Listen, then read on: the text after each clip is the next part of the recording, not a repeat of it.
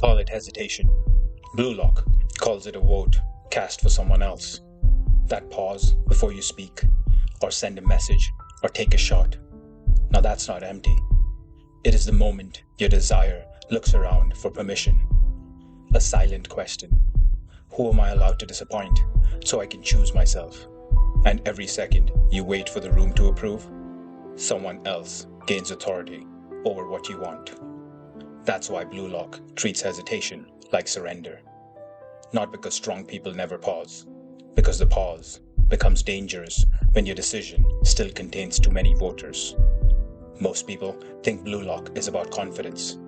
Believe in yourself, become selfish, and take the shot.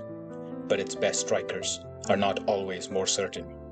They're just less negotiated. Bachara begins by chasing the monster in his head, an ideal player who makes his strange way of playing feel legitimate. The monster is not just confidence, it is permission, proof that someone will understand him. But dependence can wear the face of belonging. Bachara only awakens when he stops chasing the player who can validate him. His joy becomes dangerous when it no longer needs a witness. Baro reaches the same freedom, but through humiliation, reduced to a supporting role, where the sensible response would have been adaptation. Become useful, accept the place the game has assigned him, but Baro refuses. Being hated feels cleaner to him than being negotiated. And then Rin reveals the deepest prison. For years, his football was still a reply to Psyche. Beat him, impress him, become someone his brother cannot dismiss. It looks like ambition, but ambition can still be obedience when another person defines the finish line. Rin is not free, while Psyche still gets the final vote.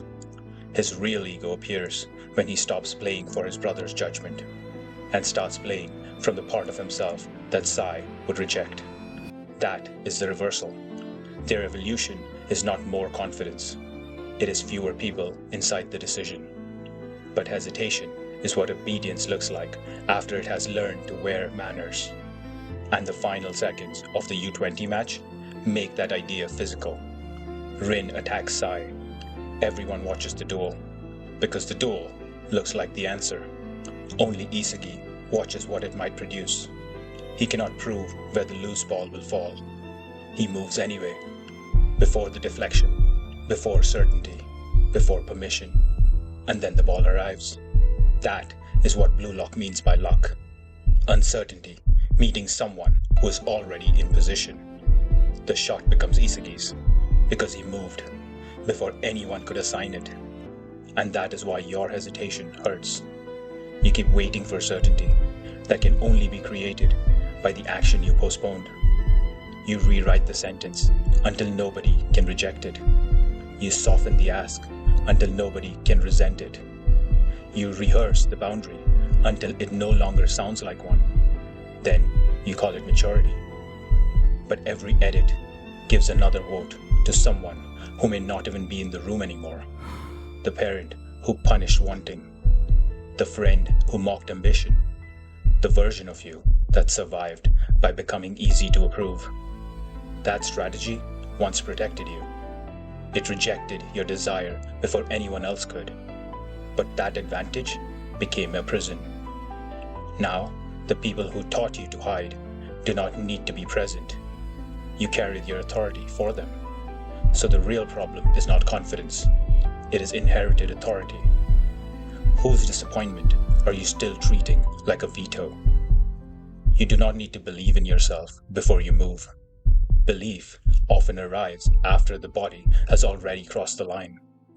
You only need to stop treating your desire like a proposal, because hesitation was never just uncertainty. It was an old vote. You kept counting long after the voter left the room.